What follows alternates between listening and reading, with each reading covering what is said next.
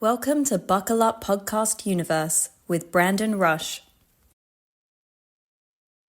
Welcome back to the Buckle Up Podcast Universe with Brandon Rush and Mama Rush. It'll be just me today, Brandon Rush, who is going to have Amy on here. I know Amy, so Amy and me go back to when she was at UCLA, going to college at UCLA, and she now works at Chapman, but I know she's been all over the place. I believe after she graduated from UCLA, I believe that she went to Harvard University and got her master's there, I believe.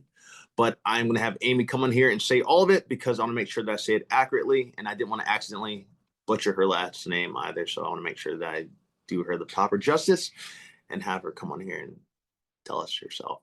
But she has been one of the hardest working people I've known since I met her. Like that girl, anything she sets her mind to, excuse me, that young lady, anything she sets her mind to, she is, I've known her for that long. That anything she sets her mind to that she can accomplish. And so I'm very proud of her. And I think it's amazing that she's taken her career and working in the academic world and helping others like her or people that are aspiring to be or reach the level that she is at right now. So I'm excited. Oh, this goes her right now. And we're at 9.8 million. We're above 9.8 million. I'm going to let her in right now. Okay. I see it. Yes, just as gorgeous as ever. Hi, Brandon. Can you hear me okay? Yeah, I can hear you okay. You look amazing. So do you. I love your background. And Oh yeah, I appreciate it. It's we were like day one of Amazon where we just kept getting different things, and so now like red's my color. It always has been. yeah. So we got the background, got the pink scarf. But it's Okay. great. And I love everything you're working with. You look all elegant and glamorous. Thank you. Thank you. I mean, this is a virtual background, but it's my favorite virtual background. So Okay, yeah. Yeah. it looks official. Oh, cool. I'm glad it passes the test. So Yeah, it definitely does. Wow, I mean, you still look amazing. Like you look great. You've changed. I guess you're grown up now. I'm all grown up. Yeah, I know we've known each other for how long now? It's Since been you're at years. UCLA, since what 2015? When did you get to UCLA? I think 2015 or 2016. Yeah, around that time. So it's been Yeah, so that's like 10 years. You're all grows up now. Yeah. I mean, you still look so youthful though. Like you haven't changed much. I think you put on more muscle and Okay, hey, as long as you think it looks all right, then that's okay with me. yeah, yeah, absolutely. Yeah. Absolutely. Well, Amy, I'm very proud of you. I see you every 5 years. It's kind of crazy and it's sad at the same time. But I see you like once every 5 years, just like the movie Big Fish. But I basically see you every once, and I'm always like blown away and enamored, and I'm always proud because of all that you continue to accomplish and how hard you've worked to get to where you are. Thank you. Thank Yeah. you so much. Well, Yeah. it's all about you. Is this complete spotlighting you today? I took a guess. Let me just say this real quick. I want to make sure that I had it right. I believe that you might have been the first person in your family to go to college. Is that right? Yeah, so it's well, first generation. So my parents are of Latin background, so they're immigrants. My mom was from Mexico, my dad's from Nicaragua.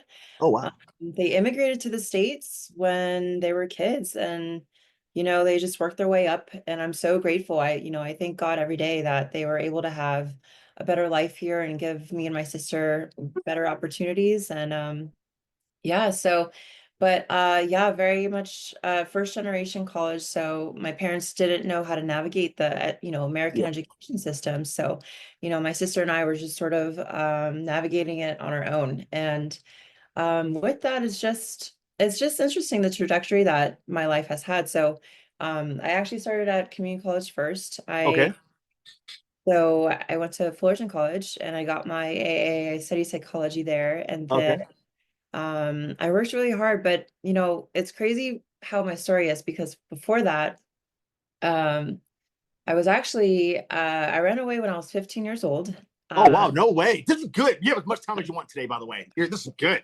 okay, well, so I ran away when I was 15 years old. There's a lot of, sometimes, the home environment, it's not the best for, mental wellness and health and happiness. So I think I was trying to make it on my own at 15. I was determined I can just make it on my own. I ran away. I was living in a car for a few months. They filed like a missing persons report and everything.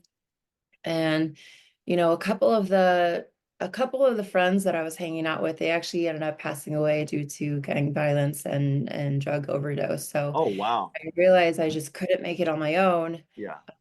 in that environment. So I decided to come back to Orange County, and I just started going to school. And I always had good grades. I always was in AP courses, and I actually really loved homework. I was pretty nerdy growing up because Okay.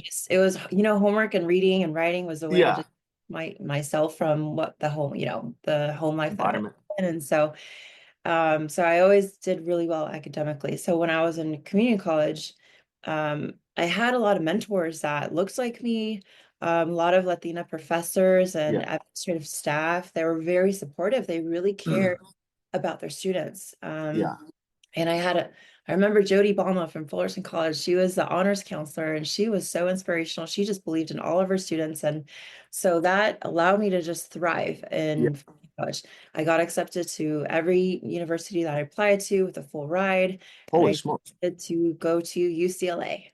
Yeah. UCLA was my dream school, and I just felt like it was home when I got there, and I thrived at UCLA too. I was a McNair scholar. I did a lot of research, and I ended up getting into doctoral programs. I got into PhD programs, but I decided to choose the master's at Harvard Yeah. in higher education. So I really wanted to I wanted to work in a university setting to empower other students. Similar Yeah. to I had amazing mentors that changed my life. I wanted to give back, and I wanted Yeah. to be that same sort of light and guidance for others. So I went to Harvard, and I actually got a job there at Harvard working in admissions for their professional development programs Oh, at the wow. Harvard Graduate School of Education. And so I would work with adult learners that were already, university presidents or deans or directors, Uh, faculty across the world that were planning to take a class at Harvard. And so it was such a privilege and an honor working there. And then now I'm here at Chapman University as a career advisor. And it's just, I know my purpose in life is to really empower others. And so I'm just so grateful that you invited me to be on your podcast, because I love to share resources and information with your audience. So, yeah. I love, I took a professional etiquette class at Harvard, and there's a lot of books that I read along the way that I love to recommend. There's one by Carnegie. It's the Okay. how to influence friends and win people, or how to influence people and win friends. That Okay. is also really transformational. It's all about emotional intelligence, I think. Yeah. I think there's a lot of research that talks about how, it's not necessarily about the IQ. Like, you can know all the facts, but if you're not able to communicate with Yeah. others, establish a great relationship, you're not going to get very far in life. In You're fact, right. there's a lot of, like, you could be a great doctor, you can know it all, but if you don't have those bedside manners, you're most likely going to get into a lawsuit, or you're not going to be able to climb as high as those that have great emotional intelligence. Yeah. Well, Yeah. dang, Amy, like, like I've never been speechless before, but you got me at, like, not at a loss, but just like, I love how everything that you're saying, and everything that you're doing, and continue along the lines of those books that you've had. I just realized I'm blessed, I guess, but I've been around the right people. Just with when it comes, because I never thought about when you said, like, was it emotional? You didn't say emotional intelligence. You said something else. Business etiquette, maybe. Oh, professional etiquette. Oh yeah, Mhm. professional etiquette. I've never taken a course in professional etiquette. I guess my parents were such great examples that I didn't need to. Uh, I'm dead serious. I'm not even being like cocky, but I'm saying for me personally. But I just thought it was something that people automatically have. But from what you're saying, I guess I was wrong. Oh, it's something that everybody can learn. It's just basically being able to communicate with different stakeholders. And I think you're very good at that already, I think, Brandon, because of the way that you're just able to communicate, especially through your acting skills as well. Just being able to know and put yourself in those different roles and different Yeah, shoes. Right. And just knowing how to communicate. That's a skill set that you've developed over time too. And I think other folks, it starts with being self-aware. I think yeah, being able to read the room, know, like, sort of, you know, reading the room, getting the energy and vibes off people, like knowing when to speak up and when to, like, listen. Those yeah. are important skills to have. Yeah. Okay, Amy, you're gonna laugh again, and I just thank God. I felt like I've always had a problem with speaking my mind, which I Mm, worked on for years, like of changing that. But it's funny that you mentioned it. Like I had those skills of being able to switch. I'm actually, Amy, I kid you not, I am the same person 100% of the time. I don't actually change for different environments. We nice. had actually talked on here because I went into an audition one day, which is a big no-no, but I went to an audition and they were being rude at that audition. So I checked the whole entire producers and casting director. It's one of the stories I'm most proud of. But I guess I gave them the etiquette lesson that day because they were being really rude when I went in for an interview, and I checked them on it. And it was even though I got blacklisted for a year from that group, they ended up inviting me back a year later. But I checked them on etiquette, and I know that they had actually changed their whole entire way of how they approached actors after that, which is a good thing. So, Very uh, good. but yeah, I guess I'm me 100% of the time. But as you're saying though, with people, yeah, I guess you do need to know how. That's a skill set that I just because I'm from the East Coast, I guess I don't know. I feel like we're different. We really are different.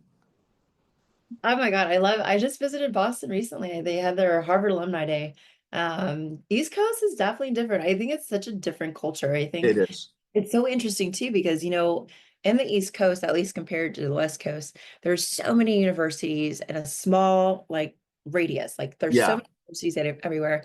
So the educational attainment out there is a lot higher than it is out here in the West Coast, just Yeah. because it's almost expected. That's a norm that everybody's going to go to four-year college right after high school and get a Yeah. degree. So there's, bouncers at nightclubs that had master's degrees and East Coast, you know what I mean? So it's You're looking at one. I didn't have my master's though, but you're looking at one. yeah, yeah. So it's just interesting. But yeah, Boston, East Coast folks are definitely tough. I think they're tough folks, and I think you have to be, I think, because of the weather out there. It's just so much Yeah. challenging. I Yeah. remember Oh, when I Boston's freezing. oh yeah, so cold, so cold. And like I remember like when I came home for the holidays and you could just go on the beach and it's like 80 degrees in December and people are Yeah. so happy walking their dogs on the beach and I would say hi. And this is in California and then in Newport. And then I'd go back to Boston and if you say hi to somebody walking on the street, they think you're crazy. They're Wait, like that's a what? lie. That's a lie. That's a lie, Amy. That is a lie. That is a Okay. lie. And the reason I'm saying that's a lie, because since I moved to California, I'm the one that always says hello to people on the street. And since day one, everybody's always looked at me crazy and never said hello back or given a wave when I let them in. That's a lie. Okay, maybe you're right. Maybe you're right. Maybe you're just where in California? Wait, is it LA? LA is Yeah, all Los Angeles. okay. LA is a little weird culture, I think, compared it's not OC. There's definitely differences and similarities between LA and OC. Yeah. But yeah, LA is such a beast too. I don't It, know. Yeah. I'm so What glad you said that because it's so weird. Like, I hate that I mean, maybe it's my fault, but I hate that I group it all together. But it's like the fact that you are from like you are OC is different. I have one of my best friends is from Orange County, and he's completely different from the people that come into LA because I have great friends that are born and raised in LA. Like mm-hmm. two, like actually, let me say, not, I have like two, just two. So I don't want to, but it's definitely a different culture. And it's funny, like I've always gotten along with people from NorCal, but and then I guess you're Orange County, and then San Diego, but it's definitely different. Yeah. But Yeah. one thing that you said, and I'm going to get back onto you on this, was I thought I always say to people, you should go to different coasts. So I think that every person from the West Coast should be required to have to live over on the East Coast. And I think every person from the East Coast should be required to live on the West Coast because of that different culture. It is completely different. The East Coast and Yeah. California are completely different. Yeah. Um, Absolutely. how Absolutely. how was your transition for that? Like, what was it like for you going to Boston after? So you attained all that you did at UCLA, which I'm so proud of you. I really am. Thank you. And I want to actually, even before I get that East Coast thing, I'm actually going to back it up a little bit even more. You getting yourself into UCLA, that is a process. What kind of take us through that process? Because I know students, there's probably people out there, women and men, that are both like you that want to go to, let's say, this community. Was it considered community college where you're at? Yeah, so or which for community college like Fullerton College or Yeah, where for Fullerton and then get into UCLA. Would you kind of take people through? Because there are people that can be listening. They're like, hey, man, I want to kind of do what Amy's doing. absolutely. And I'm happy to give some admissions advice as well as as far as like the way that we were guided to do admissions at Harvard. So first of all, for my specific experience going from community college to UCLA, They focus a lot on the PIQs, which are interests like your personal insight questions. So Okay. it's more than just the GPA because it is a very competitive, academically competitive. So ensure that you have at least a 3.4 GPA or higher. But really just take advantage of every opportunity. Yeah. UCLA, UC Berkeley, UC San Diego, UCI, all the great, amazing schools that are out there. They want to see a person, not just a student, but is going to take advantage of every opportunity that comes their way. They were going Yeah. to be involved in all the volunteer work, and they're going to take a leadership position in a student organization. They're maybe going to do an independent research project. They want to seek out students that are going to have a lot of ambition, a lot of drive, because, Okay. the UC system is really incredibly hard. Just like any Yeah. university, any four-year system, any four-year institution is going to be hard. It's going to be hard. It takes work to get that degree. So they want to see that you have grit and you have determination. And within that, what's the motivating factor for you? What's your purpose and drive? So if Yeah. you're able to say that in your essay questions or essay responses to the PIQ questions, that's going to be a winning factor for you for sure. Okay. So what I was a part of a lot of honor societies like Alpha Gamma Sigma, Phi Theta Kappa, which is another transfer honor society. Okay. And we would do volunteer work. We'd go to the food bank. We'd clean up beaches. Like we'd do a lot of active involvement on campus. I was also in student government, so I was a senator. I like ran for votes and like, you'd go to committees as a student senator and represent your student body. And so it was actually a really fun experience. And actually, I learned a lot how to communicate with different folks because Really? so they have such a diverse group of students, like from all ages, all backgrounds.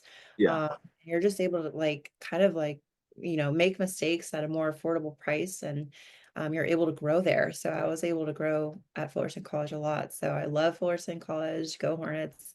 So that's, yeah, so that's sort of the advice I would give for people that are looking to go into UCLA as a Yeah.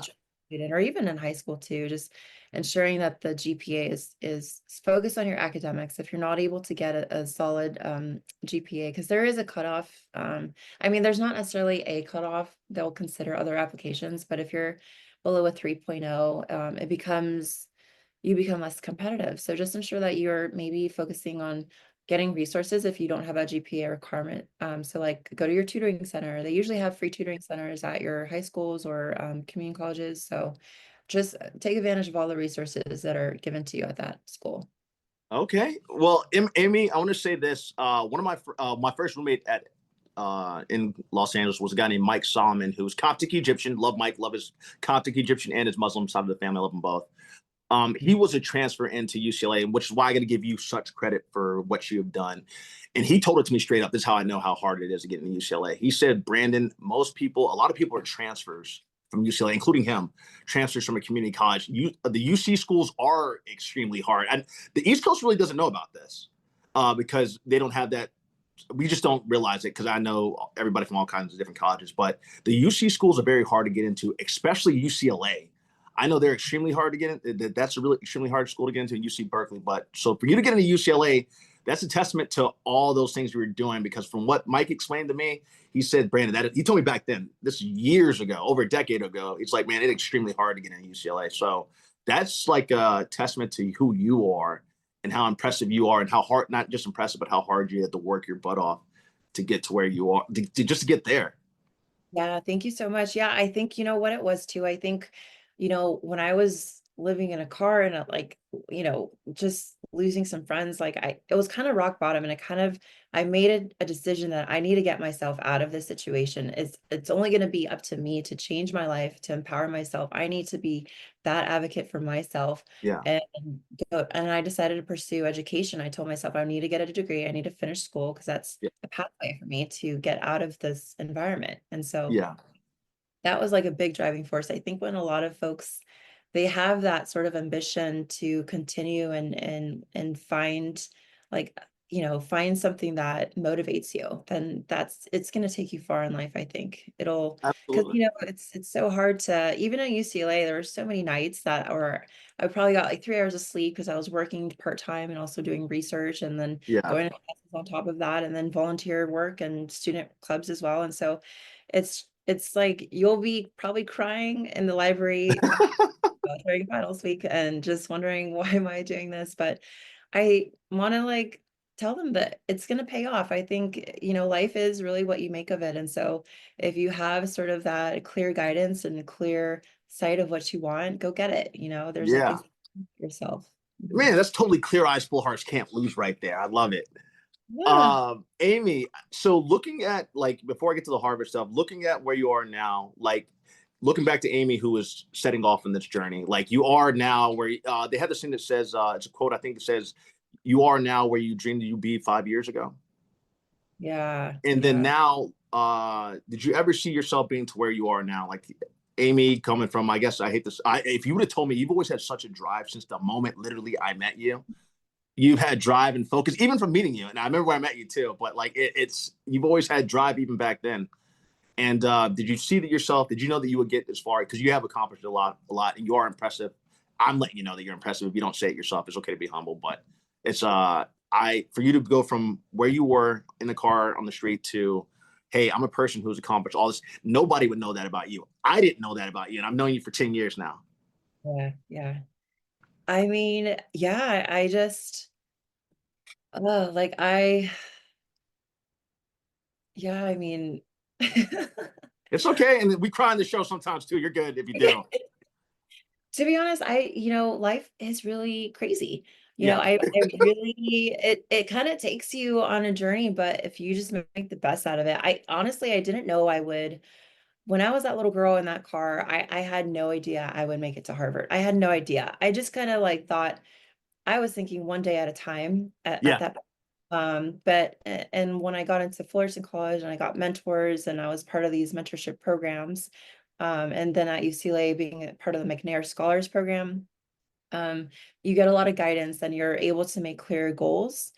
But even then, I think at UCLA, I didn't know that I was gonna, do the master's at Harvard. I really was set on doing a PhD and going that route, which I'm Yeah, happy that I did choose the master's rather than the PhD, and because it's exactly what I wanted to do. I love being an administrative role rather than research focused. yeah, And I think I can make more of an impact just knowing my personality and the way that I work. I love being an administrative role, but life is really crazy. So, I don't know. And then there was a point too with COVID happening. 2020 was insane. yeah, Yeah, it changed the world for everybody. And yeah. I took a different path. Like that's when actually I took a leave of absence at Harvard to come take care of my mom because she got sick, not from COVID, but she had congestive heart failure. Oh wow. So at the time and during COVID was happening, she was in the hospital. And so everything was just at a standstill and we were working remotely. So I came back to California, worked remote, and then took care of her for a while. And then she actually passed away Oh 20 my months ago. God. Yeah, I'm so she passed. sorry, Amy. Thank you. Thank you. Yeah. So, but that's when I'm saying like life is crazy. I never knew, I'm happy that it brought me back to California and I was able to spend that time with my mom before she passed. And I think, but no, I wouldn't. And then I got my dream job as, just helping students. I got back into the education field. So I did take a pivot, working elsewhere with outside of higher education for a bit after 2020 happened because I was caregiving for my mom. I actually opened up an LLC. I like started drop shipping. So, but Oh then that nice. didn't work out. Okay, but hey, at least you Yeah, tried. but so then I followed my passion back into higher education, so the university setting. But, I just think like knowing what I know now, I don't know where I'll be in 5 years. I do have a vision of what I want to be and who I want to become, and Yeah, and so I'm sort of following those footsteps, but I don't have specific like I am going to be the dean of students or I'm going to be a vice president at university. I don't have anything specific because I know that life is going to take me on its journey yeah, and being able to pivot and just be grateful to God every day that of the time that I do have here on earth, and I'm just grateful to have relationships with the people that are around me. I'm grateful for my dad that is here every day, that he's still alive. He's 87 actually. So I'm blessed every day to have with him. Grateful for my family and friends and everybody that's really supported me along the way, including those that were also naysayers, including those that didn't believe in you. And it's even better when I kind of like it when they tell you like, no, you can't do something, because it's just more motivation to get it done, Amy, I love you. And the reason I love you, amongst all kinds of reasons, is the fact of what you just said right there of naysayers. I have a huge chip on my shoulder, not by design, but by people telling me I couldn't do something. There's a person in my family who I love to death. My grandma told me that I couldn't become an actor. My mom said, "Baby, you can become anything you want to be in this life." And then I was gonna go back and get my business. Oh shit! Sorry, potty jar. I was gonna go back and get my business degree. It's not a business degree. It's not even a master's. I can't even think about what it is. It wasn't a master's. I was going back. I was gonna get my. I am stumbling here. It wasn't my master's. It wouldn't be in business, but it wouldn't have been my master's in business, or maybe it would have been my business master's. Not MBA. It's MBA. That's it. Thank you. Okay. MBA. I would struggle seriously. You saw it. My mouth was afflicted. But I was gonna do that. But when my grandma told me I couldn't become an actor, I went out and did that. And then like the biggest thing of all was outside of that was I decided to start this podcast because I wanted to help people. My mom was thinking about going back to work, and then my nephew was worried about being able to go to college. So I'm like, hey, like, look, the Lord's blessed me in my career to work all these places. I know all these people. I got to do something here. So I built this show. And a friend of mine who I had talked to basically said I didn't know what I was doing. I wasn't doing a podcast, and I didn't know what I was doing. I didn't know how to interview people and some other shit. Sorry, some other stuff. And I'm so glad that she said that, because she probably feels really stupid right now, because we're at 9.8 million people tuning in. We're in 19 countries, and we're in 205 cities around the world. And that number keeps going. We're going to break 10 million today. So it's like that friend of mine gave me that so a naysayer. Like, you don't put me in a box, because you yourself are in your own box about that. So when someone puts you in a box, like you say, your naysayers that weren't there for you or didn't show you support. I know that I was at least on this list of not being a naysayer, but you went out and proved it for yourself, and they just happened to witness it along the lines. And that's such a big motivator. So I'm proud of you for, I want to say the reasons I love you so much is because like you've gone on to do this despite anybody that wasn't there for you. People sometimes come on the boat. I call it like a boat or a train leaving the track. That's why our theme is Johnny Cash, I Hear a Trainer Coming. It's because sometimes I knew what I was going to go do with this. And I've had people in my life, obviously we probably had people we dated or stuff like that, friends that have stayed on the boat and gotten off the boat. Well, if you leave, don't expect the train to still be there. In fact, the train's gone. But thank you for being that. Thank you for throwing the gasoline and the necessary fire to keep this thing moving along. So I am proud of you for all that you've accomplished, all that you have been through. I want to touch on two more things with that. Like, I didn't tell anybody because my dad asked me not to, but when my dad was battling stage 4 pancreatic cancer, I gave up my acting career and I moved back to Virginia to take care of him. I was his caretaker. I know all about that. And I don't regret it in the least bit. I was never, I was at the highest of my acting career, stepped away, was happy to take care of my dad, because my dad was my world. And there wasn't anything I wouldn't do for him. Some people knew that my dad was going through it, but a lot of people I didn't tell because my dad wanted me to keep it a secret. And so I know that you, with your mom going through what she did, for you to take, you have an amazing job over here in Boston and at Harvard, and for you to come back and take care of your mom is a testament to who you are as a person, what makes you tick inside, and how God, when my dad did pass, I remember one of his really great friends from Virginia came up to me and said, "You're really going to be blessed, Brandon, for what you did for your dad." And the thing is, I did it out of love, just like you did it out of love for your mom. And my career has blown to a high, like, I'm pretty much already almost A-lister right there. But it's just like I've been blessed, you're going to be blessed for all that you're doing. The reason doors continue to open up for you is because you lead with your heart and you're trying to help people. And just like I'm trying to help people. And so those doors are going to continue to open up for you. And the reason I think one of the reasons you've been so blessed out of being a good person is the fact that, like, because you have that value system in your core that's so good, and you were there for your mom, you're going to continue to be blessed. Like, it's God's going to make happen more than, you even mentioned God too, which I appreciate, because that's where my help comes from. You're going to continue to inspire people. You inspire me today. I'm not cutting you off or anything, or kicking you off. I'm just letting you, I wanted to say that to you. Thank you. But so much. yeah, you're doing well. And I know your mom would be proud, and I'm proud of you. So I know your family's proud. And I know, you know what, Father's Day just passed, and I just I'm sorry that it's so hard, right? It's always kind of like with Every mother. day. Yeah, every day it's hard. Every day it's like some days are better than others, but it's Yeah.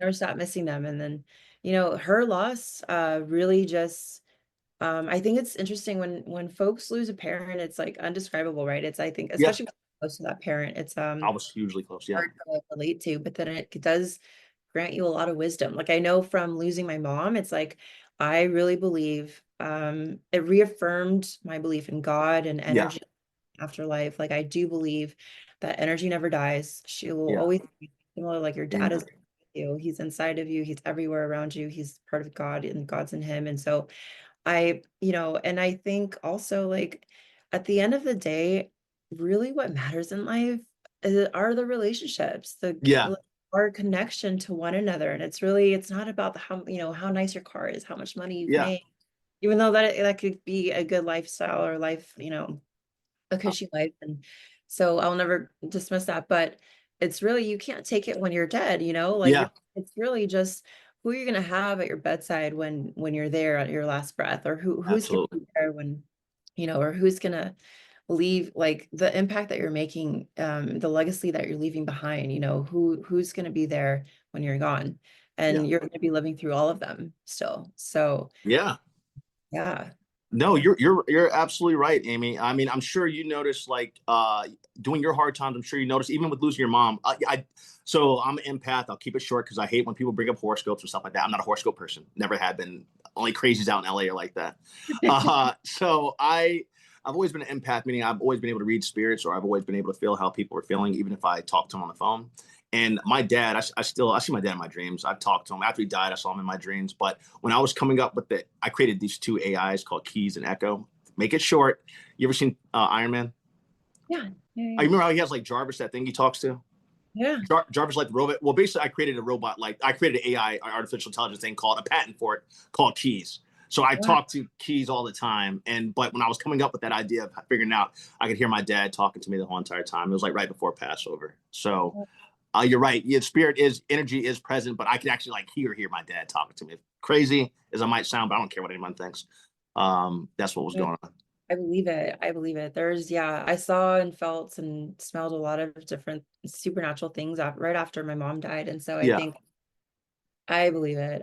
Yeah, there's definitely something else out there. Yeah, for sure. I'm right there with you, Amy. I don't think you're crazy. You can always talk to me about it if you want to. I'm here for you. But even with never hesitate to. Well, I always tell people you can't put a time limit on grief. I will still break down crying about my dad. It hits me at random times. My mom, I've ended up breaking down on the show a couple of times because some things were thrown at me. Like my mom mentioned, his oncologist was bad. The guy was used my dad as a guinea pig, but she hit me with a question, and I had blocked all that stuff out because it was really tough during that time. So I tell people it's real men cry, first off. A lot of men have cried on the show, which is good because we always have to bottle that stuff up. But with you, when it comes to grief, like, hey, never, always show those emotions. There's nothing wrong with it. It hits you good days and bad days. Yeah, yeah, absolutely. And what's interesting too, it's like when you do hide those or stifle those emotions, what you're doing is going to be hurting yourself in the long run Yeah. anyhow. The mind and body are so connected.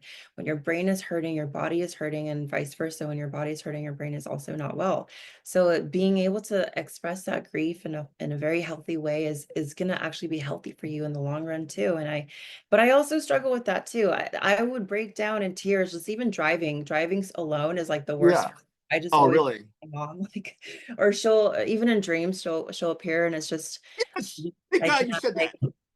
yeah, she'll visit in dreams for sure. I completely believe that. And but it's just, and there's a lot of times when maybe I'm driving to work or I'm like about to go into a meeting on Zoom and I'm like, I get this, I miss her so much and I start Yeah. to like tear up and I'm like, nope, nope, gotta stop, like shut it down, gotta focus on work, gotta like be. But I think having a time and place to maybe, I know that I need to have a time and place separate outside of the work hours or like whatever the case is, or even just taking like 5 minutes between breaks and just Yeah.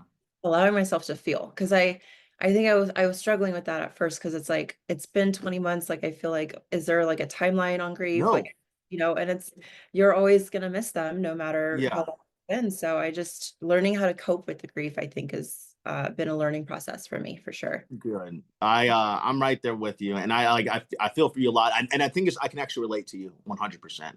My dad and my mom were the first people to take me to New York. New York's my favorite city in the world. I consider myself a New Yorker at heart. I can't even wait to, just a lot of things with New York. So I was on Blue Bloods, a TV show there for 5 years.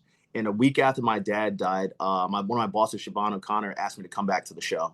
So I was back in New York a week after my dad died. And like, I love my dad. I love my mom. But my dad was the first person to take me to New York with my mom. So I was there. I was an emotional wreck.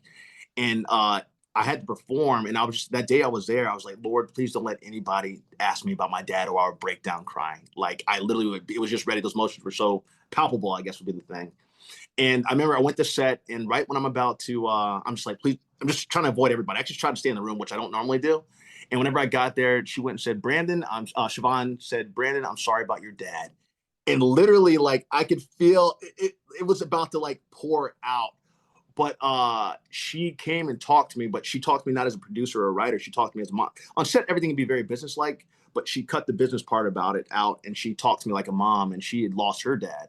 And so she sat down, she stopped the whole entire set and sat there and talked to me about 10 or 15 minutes. And she helped me get back to she helped me be, my character hadn't lost his dad. I had lost my dad. So my character can't have the emotions of losing her dad. I had lost it. So with talking with her, I was able to have that moment and get myself collected and go back and do what I had to do there. So with you saying that you were driving to work in the car, breaking down, go, oh, I got it. Sometimes you just got to let it out. It happens to me all the time in the craziest of situations. So I just let it happen at this point. I'm a crier. It is what it is. Take it or leave it. I love it. I love it. That's healthy. That's so good. That's It good. And is I healthy. relationship, that connection that she was able to have with you, as well as like empowering you through that and guiding you through that from someone that has also lost their dad and lost a parent and knows. Yeah, I think it's hard too, because like it's isolating too, I think, when you have friends or other family members that maybe haven't lost a parent, and it's hard for them to relate, and sometimes they might say the wrong things, or Yeah. pieces. So yeah, it could be really isolating, but I'm glad that you had that support system there to Yeah. help. I am too, and then I had friends step up in like kind of the funniest ways because like I had some friends step up in the kindest ways, and then I had people that weren't there. Well, that's what you remember too. It's the silence of our friends is a big thing, where people that weren't there for you that you might have been there for during that time or through difficult times. It was very interesting to me, and that let me know God had to reveal who they were to me. Sometimes I'm not sure if that's happened with you, but sometimes when you go through a trial or something like that, you start realizing who's really there for you and who isn't. So Right. Yeah. yeah. Yeah. Yeah. So to bring it back positive, you going from UCLA, which I said I'm so proud of, to being at Harvard. Wow, it's like you're all right. You're like the Jedi Master or something here. You're doing all right. Or I maybe watch Harry Potter. You're like, I don't know, not Snape, but the other guy, Dumbledore. Dumbledore. Oh, I love it. I love it. Go Gryffindor, huh? Or go Griffins. I used to love Harry Potter. We would watch that all the time. That's so funny. I read all the books, but yeah. But yeah, so Harvard was an interesting and experience in its own right. And I loved my time there. I think it also taught me how to communicate with just different international students too. I think it had more of international students. Okay. Um, well, UCLA was pretty diverse too, internationally, but I think it just allowed me to develop more professional etiquette skills, learn how to, be in different settings that were, traditionally exclusive settings for Yeah. women or in general. So it's just interesting how Ooh. to navigate those settings. And I think for Harvard, you know, I when I worked in admissions, it's really interesting because that was actually when the lawsuit was happening with the admissions for Harvard College. So there was a Oh, I lawsuit. didn't know about that. Yeah, so Harvard was getting sued because they were being sued for discriminating against Chinese students. Oh, Uh, wow. and the whole argument was that they have the top grades, they have the top test scores, but Harvard is not admitting these students. And Like for right now or back then? this was back then. Okay, I missed this one, Amy. I didn't know, but Yeah, and I'm sure a lot of people probably did. well, so what ended up happening, I'll just give a summary of the argument because from my understanding for admissions, Yeah. doing it, you know, if Harvard admissions were to only, I guess I should be careful with what I say Yeah, here. well, don't worry about it, Amy. We can just skip past it. Let's get past that. Yeah. Yeah, that way you don't have to worry about it. I'm not getting you in trouble. You're too good to get in trouble. Anyway, so you worked with the missions, and that was cool. You got to see all kinds of candidates come in. Yeah, absolutely. Yeah. And there were all sorts, and the thing about when we would be looking and reviewing folks' applications, we would love to see people that have a mastery of some sort of niche, some sort of special talent that they have. And also that we're well-rounded and ambitious and wanting to learn to change the world. That's been our motto at the Harvard Graduate School of Education, is learn to change the world. Okay. And so for admissions wise, we'd look to see, we would admit folks that had such great talent, that were very, very masterful in a certain skill set, so that we would ensure that the cohort of students that we admitted would be able to learn as much from each other as they would be able to learn as much from their Harvard professors. Ooh. So that it was such a very diverse and fruitful learning environment for everybody. So, and there's a lot of talented folks that we would admit into our programs. And so yeah, it was a great experience overall, just meeting different people from around the world. It was great. Man, Amy, I'm glad you said that. One of the things that we started here is Buckle Up University. I come up with ideas all the time, but Buckle Up University, one of the reasons behind this, because I love giving back and I'm all about helping kids or helping the next generation. And as I said, my nephew was worried about not going to college, not being able to go to college. So I literally went down to my own college and I was like, hey, like, look, I'll offer my services because I have a great career in the movie business, but I'll offer my services in teaching here. The AI patent, I showed them that. And I said, hey, this is how I made everything. I'll teach that here. And but with that being said, one of the things I want to do is give back. So there's boys, there's girls out there, they're teens, either going to college, some are going into the workforce, some are going to the military through college. Every guest that I've had on, and one of the things I'm glad you said was you talk about the mission process, was because I wanted to be able with the show to have the tools that people can use that are coming up and realize, hey, like I can go to college, this is how I can do it. If I can't afford it, there's financial aid. There's military option route that pays for stuff. And then even you just saying from the mission standpoint, which is something that is so important. That's like you're giving out not just any kind of gyms, you're giving out Harvard, which is one of the top schools, if not the top school in probably the world, one of the worlds, and in the world, the United States anyway. You're giving out the tips of how someone can get into there, which is so important. Like people don't know that. And I'm glad that you were here to tell us that. Well, thank you. I'm happy to share, especially, and I know, and I do want to say, like everybody's, trajectory is going to be so different, like the resources that they have available to them. Because I think back also, like just knowing my own Latin family, and some of them are, they were raised in underserved cities of Los Angeles, and so understanding also that there are different resources out like available to folks, but so it's not, I would just say, like, if there's any challenges, to just be focused on the goal that you're looking for and just take it like one day at a time, if anything. Being able to maybe utilize different resources, like, so say for example, if financial aid is a barrier for you, just go on Google, like the AI and search engines, and Google is like my best friend. I love just even Googling like scholarships available for me, just write Yeah. down some characteristics about your age, and just there will be some things that pop up and just apply to them, Yeah. just the advice that I could share with that is just to go find those resources, and it never hurts to ask. Okay. Never. Yeah. Yeah, the answer is always no unless you ask, which I'm glad you mentioned AI too. What is your take on and this got to be happening all over the world now, with AI being here now and chat GPT and things like that, kids can literally use that to write all their stuff, but that's actually going to ultimately that's going to be a disadvantage to them, which they don't realize that. But when it comes to admissions, so for instance, one of my best friends works for he's worked for two of the top companies in the world, he worked for Google. So he worked for Amazon, he works for Netflix in their programming thing. And Google was the other one. He came on here and gave advice of how to get a job working at those three companies specifically, because they go after you. You don't apply to them, they come after you with what he was doing. So he told how to interview and how to get a job with those companies specifically. But he says within those companies, if you use AI or something like that, like you'll get fired on the spot for using AI to build it, because they have a thing that can check it. So if you use as a programmer, if you use AI in order to fix something, this is instant termination. And then I think he said it's a blacklist too. So with you guys and admissions, are you guys able to tell, like, what would be your advice? Because now people aren't always writing their stuff anymore. Like, You can't get through ChatGPT with everything in college or getting in. Right.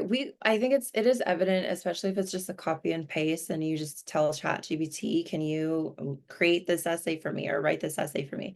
It is evident in that it's very a robotic voice. And I think it doesn't have a lot of warmth or character to it. So, but however, we do tell our students it's okay to use ChatGPT or AI. If you already have like a rough draft that you've created already, you could submit it and just say, you know, edit this for, proofread this.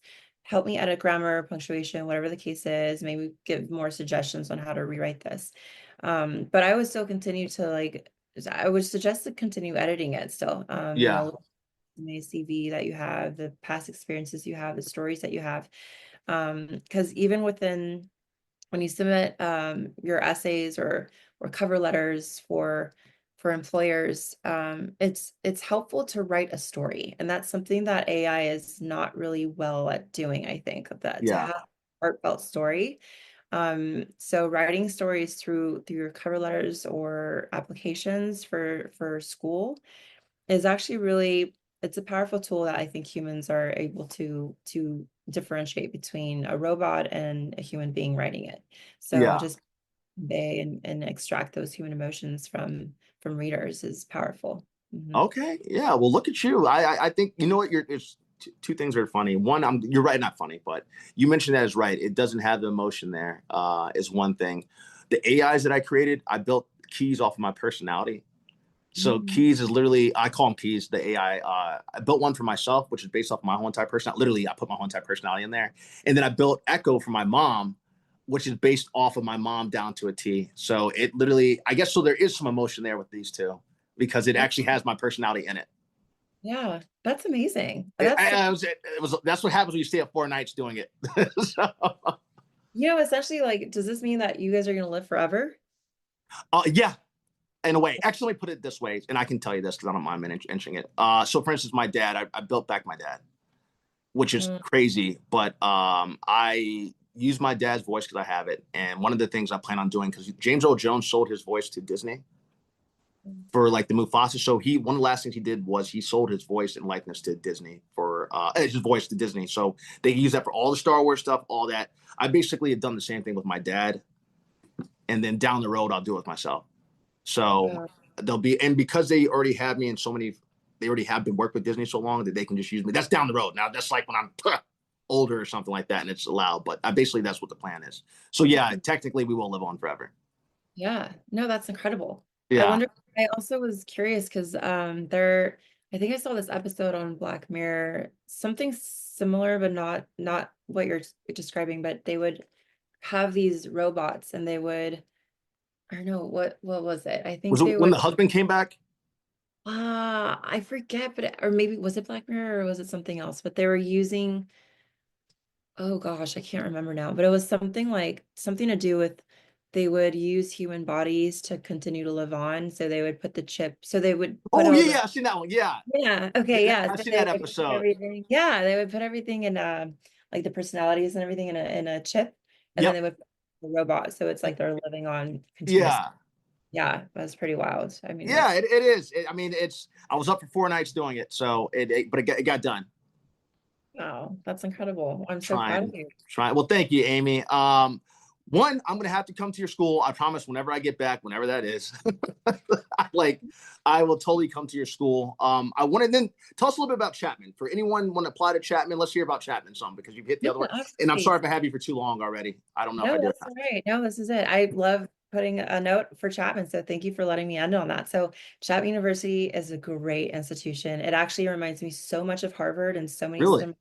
So it's such a very close knit, family oriented, like religious or not religious, but they're very welcoming of all religions, all beliefs. It's not which is important.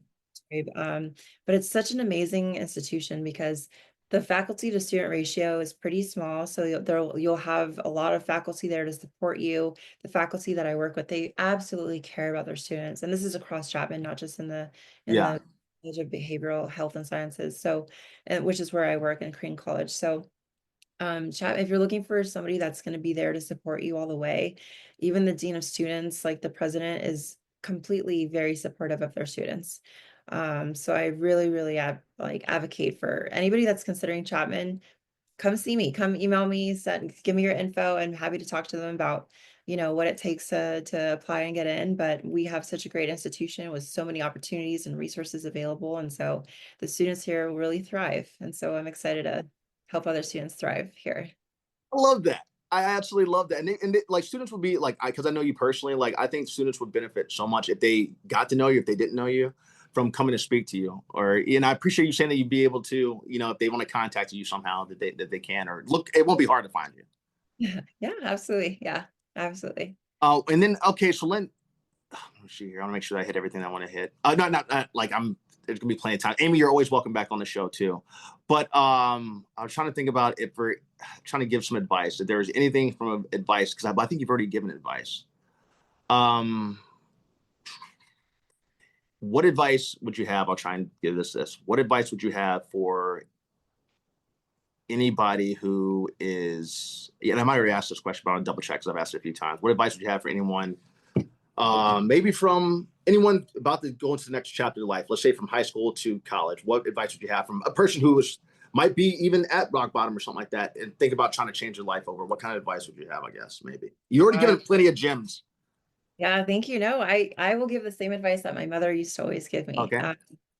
You can achieve anything that you set your mind to, and everything will be okay.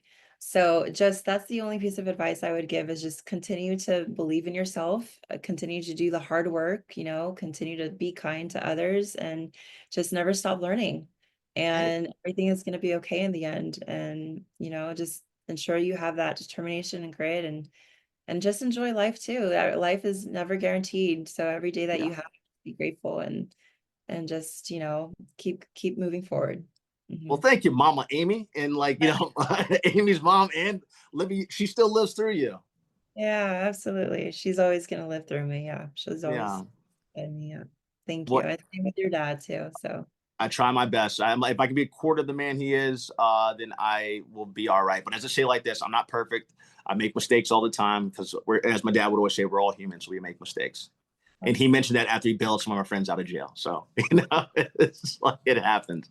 But Amy, look, I loved having you on here today. You're always welcome back on here. Whenever I get back to LA, I will actually come down to the school because I'll interview again in the Chapman School podcast area thing. That's exciting. And I'll bring some bullet points that we could talk on, advice for resume building, mock interview, or interview tips, and professional etiquette tips, all that stuff. So we could do another episode on that. Actually, hell yeah. I was trying to figure out how I'm going to get you back. We don't even have to wait for that. If you don't want to wait for that, I can have you back in a couple. Yeah, depends on your schedule. I can have you back in 2 weeks if you want. Okay. I mean, let's play by ear. Just text me. We'll figure so you can see what the schedule looks like. So yeah, I'm down. Okay. I got Amy's text phone. I can call her. I can hit her up. Amy, thank you so much. Smiles just as beautiful ever. You're gorgeous inside and out. And I'm very blessed to know you. Thank you. It's such a blessing to know you, and God bless you and your family. And I'm happy we reconnected. So thanks. Yeah, I am too. Yeah, it won't be 5 years next time. But yeah, I'm going to have you back. Thank you so much for taking the time out of your busy day to come on here. You look extremely nice. Your nails looked on point. You're looking like a presidential, Miss, whatever, or Madam President. If you didn't think about it, you had the whole entire look for it. I'll be your first lady. Yeah, absolutely. All right, Amy. Well, take care. And then, Amy, send me some pictures for the podcast, for the podcast, literally, so I can put the picture on your podcast, because I'm gonna give you're gonna be in a podcast station, so the photo that you want on there. Sounds good. Yeah, I'm happy to do that. Yeah, no problem. All right, talk to you later. Take care. Bye.